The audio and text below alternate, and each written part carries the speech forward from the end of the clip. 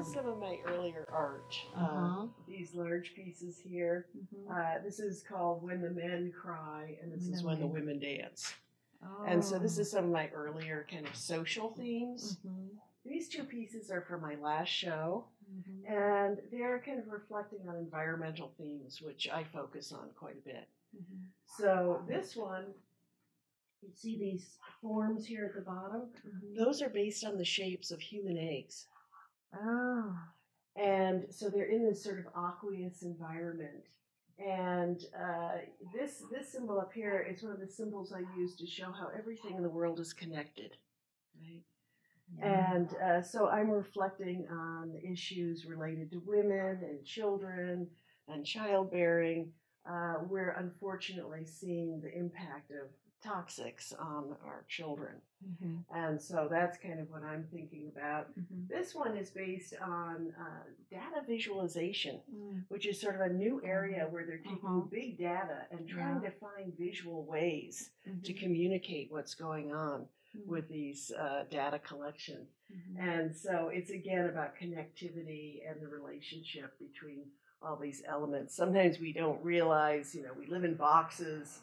We think we end at our skin, but really there's a huge flow of materials impacting us all the time. Deborah Kennedy is a writer and artist. Her work has been presented in the United States and Europe. Her recent book, Nature Speaks, Art and Poetry for the Earth, combines illustrations and poetry focusing on the ecological themes of our time.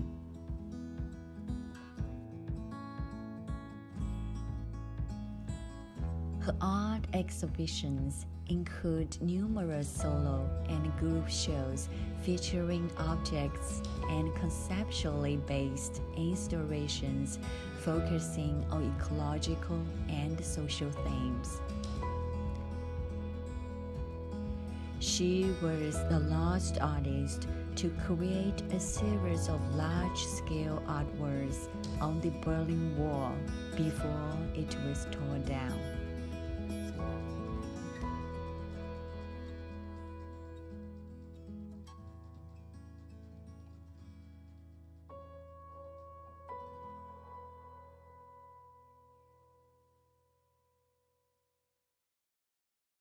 I'm Deborah Kennedy. I'm an artist, a writer, and an educator. And really I worked for the beginning of my career as a visual artist. And for about the past 14 years I've been working as a writer. And the exciting news is my book of art and poetry, Nature Speaks, was recently published. Wow. It was published in 2016, right? Right. I noticed that this book is a 5 out of 5 star on Amazon. Do you know that? Yes. Oh, Very nice. Congratulations. Yeah. Well, and the other big news is I call this my book bling. Oh, okay. So I've gotten 2 national book awards for it. Wow. And some awards for the poetry as well. So I was the winner in the Nautilus Book Award and in the Eric Hoffer. So very exciting. Wow, I'm so proud of you. Thank you. Yeah. So I checked some reviews, and they said that in this book there were many loving and humane discoveries in this book. Yeah, really, this book is at an intersection of art, poetry, and science, and ecology. So I've had some young people go, I learned so much about the environment. I learned about environmental issues. And the book has sort of a narrative arc. So at the beginning, I'm talking about how deeply woven we are into the fabric of life. And, that's an idea that maybe many of us accept, but I recently had an exhibition at my community college where I teach, and I was saying this to students. I could see them kind of go like, what's she talking about? I go from my house to the car, and from the car to a building. That's my relationship with nature. And I said, no, we only get to live for 3 minutes without oxygen, right? We only get to live about 3 days without water. and 3 weeks without food. These are the gifts of nature that make every heartbeat we have possible. Yeah, because there are many portraits and arts in your book.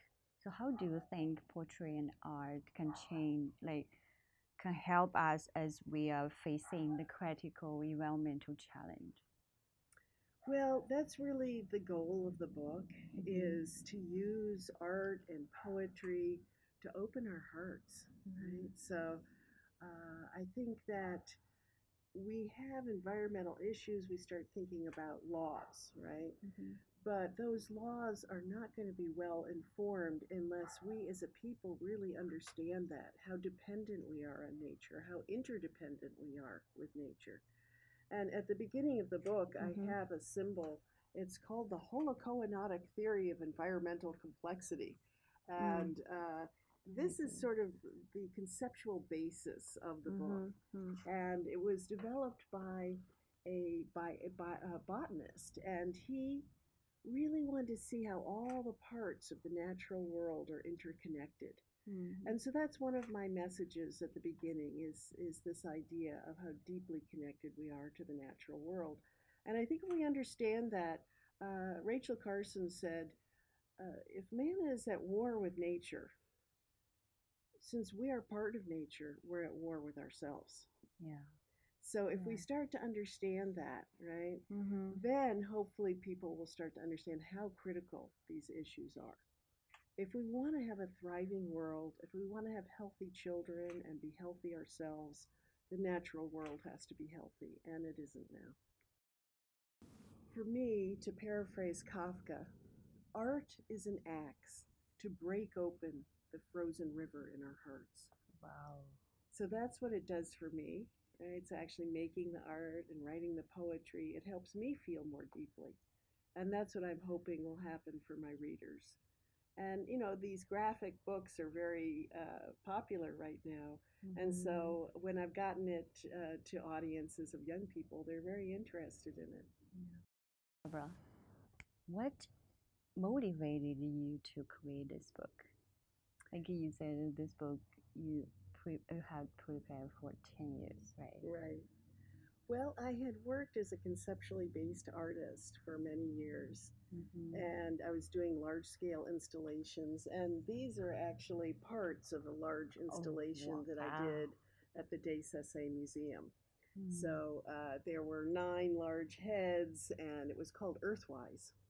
So my idea is that human beings are so smart. You know, we're very smart, Really? but we're not wise. Yeah. Right? Nature is wise. So I created these boulder heads. So it's part human, part boulder, right? So really they were displayed on the ground like this, and there was trees and sand and soundtrack and a whole installation there. So I was working like that for many years, and I felt like I wanted to be able to speak more directly about the environmental issues that I was concerned with.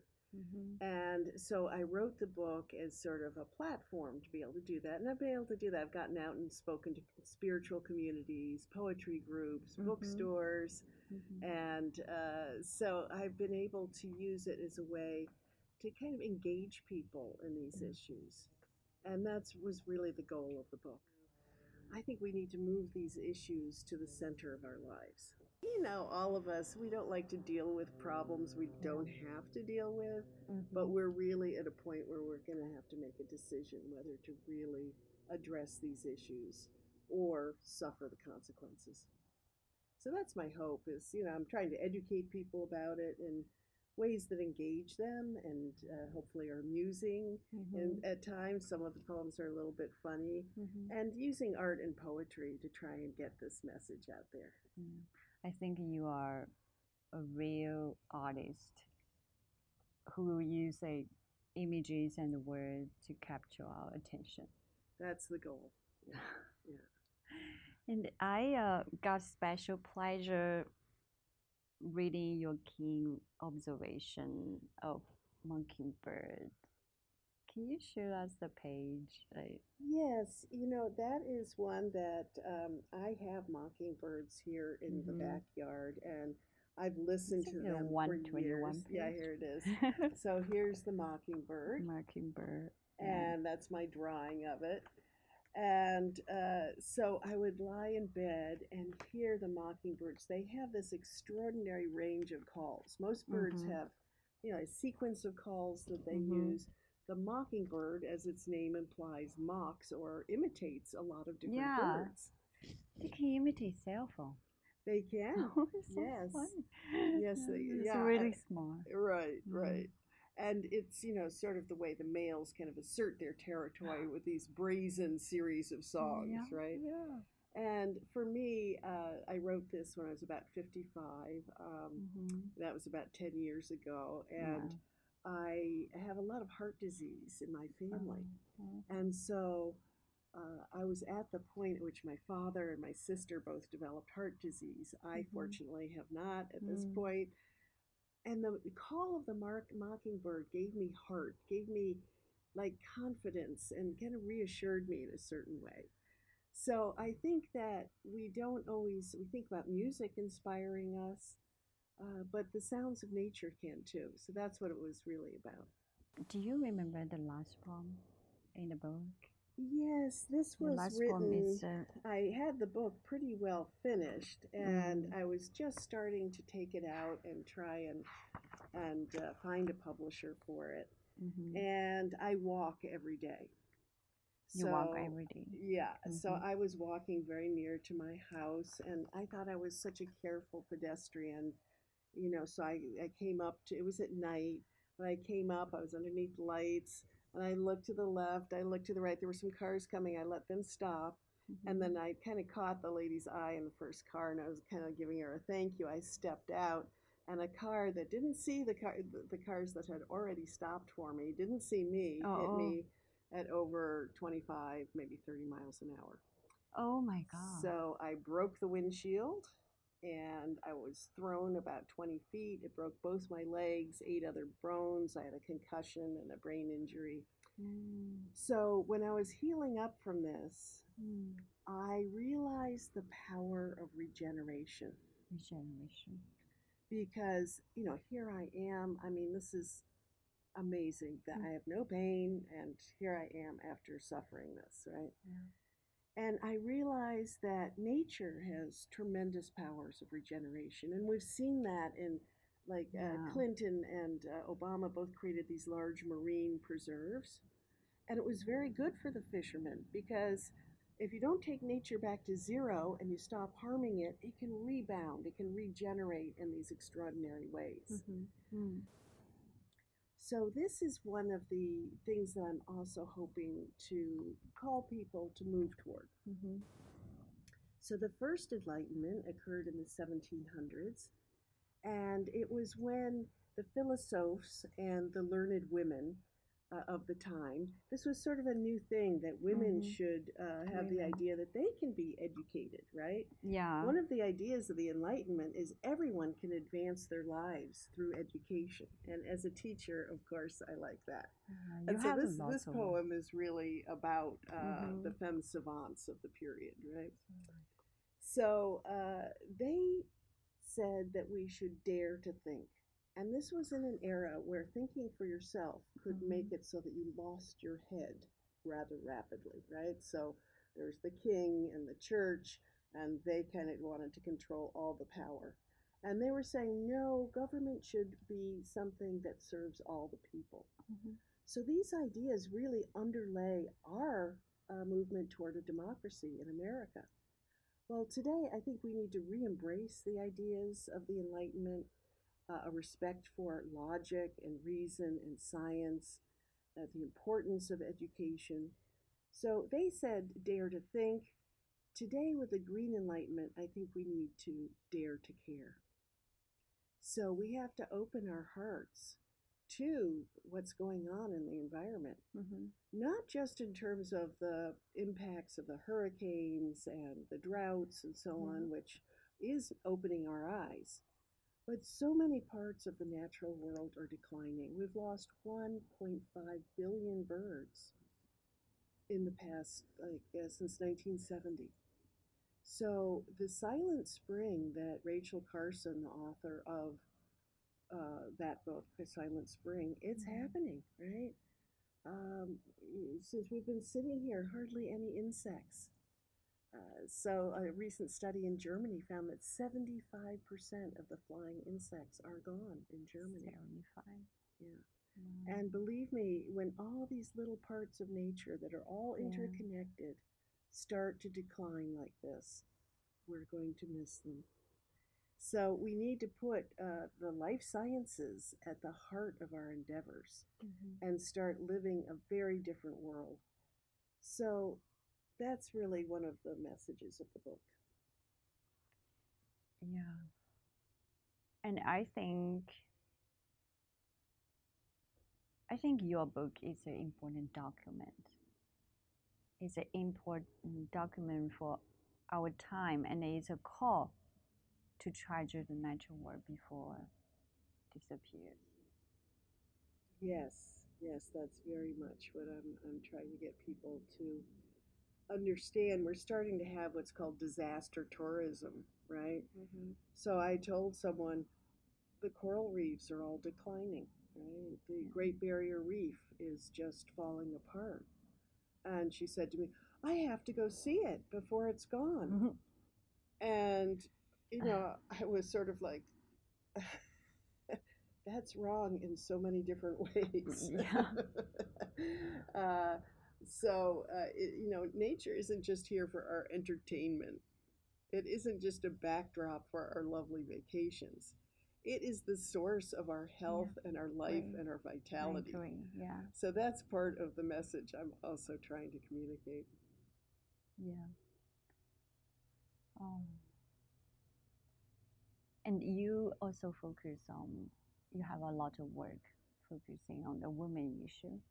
You just mentioned that, right? Yes. So why you bring that up?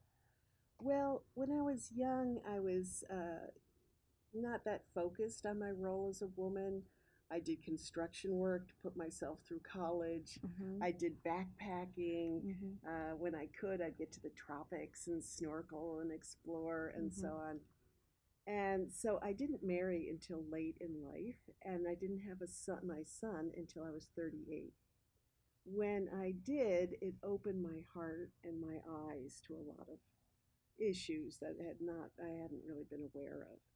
One of the reasons why I delayed having a child, though, was because I understood climate change was coming. I understood the impact of chemicals on the health of our children. And so I was sort of reluctant to take all that on. And then after I had my son, I started doing, the internet was kind of getting more a source of information about this. And I started understanding endocrine disruption. And endocrine disruption is the impact that chemicals have on our hormones. And I believe, and many other scientists believe, this is having a terrible impact on our children and our infants. So we're seeing such an epidemic of disease among children today. Both neurological disease, reproductive issues, cancers. So it's trying to highlight that, that people often suffer these harms, and it's like it's their personal sorrow. We need to have a social discussion. We are poisoning our children. And it needs to be a social discussion, and then recalibrate, change our chemical industry and our manufacturing industry. Yes, it's a call, right? So do we still have time? That's a loaded question, right? That's a question that in my darker moments, I definitely wonder. And there are increasingly numbers of scientists who are saying that human extinction can become our future. This is very serious business. But it's also how do we talk about this? They find if you scare people too much, then they're like, I don't want to deal with that. That's just too big. No, I don't want to deal with that. Right? So loaded question. I don't want to answer right, it. Right. So I think we have to proceed as if everything we do is important, and that we can still turn the boat, so as to speak. I wrote a poem. Sometimes I go to natural places as part of my creative process, and I look and I experience things, and then I read about it, and so on. So I was reading about how different the ecology was here when the native peoples lived here. The Ohlone were in this area. And so I was out in the Bay Plain near the San Francisco Bay at the bottom, and it's a rather barren area. It's all been scraped, and there's levees, and there's just sort of very rough plants there. And I was reading how back in the Ohlone times, they lived there, and they had boats, and there were oak trees, and 13-foot tall rushes, and it was a much more fertile environment. The California indigenous people never developed agriculture as we know it because it was so rich. Everything around them they got from the water and the air, the birds, and all the sea life and so on. So I was imagining this other world, the way it must have been. And I was traveling, and I met a woman from an indigenous background, and she read that poem, and she said, sometimes I feel a hole inside of myself, and now I know part of what is missing from that poem. Wow. How precious, what a precious moment for me as a writer. Yeah, oh my gosh, so touching. Do you have a plan for another new book?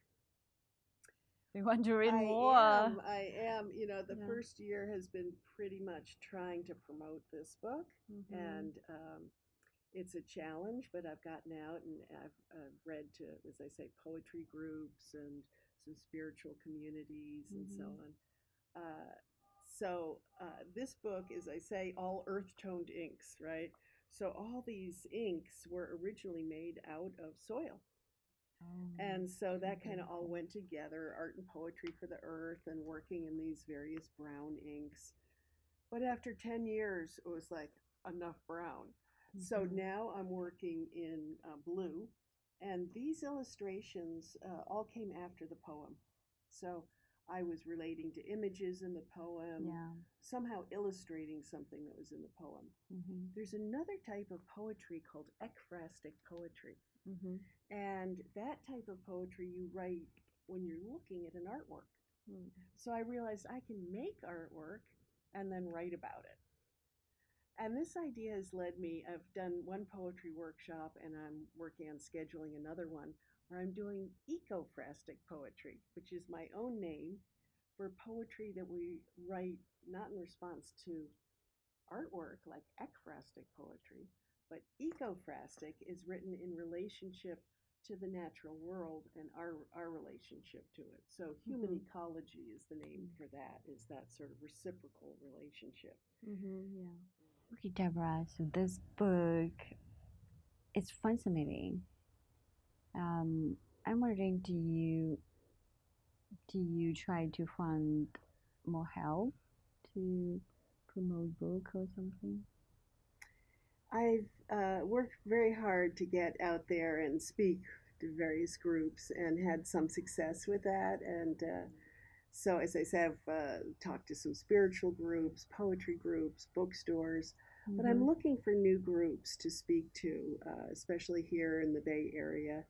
And I may be working down in Westmont College in Santa Barbara and do like a small workshop for them, do a reading. I project my images and then also discuss the science behind the poetry.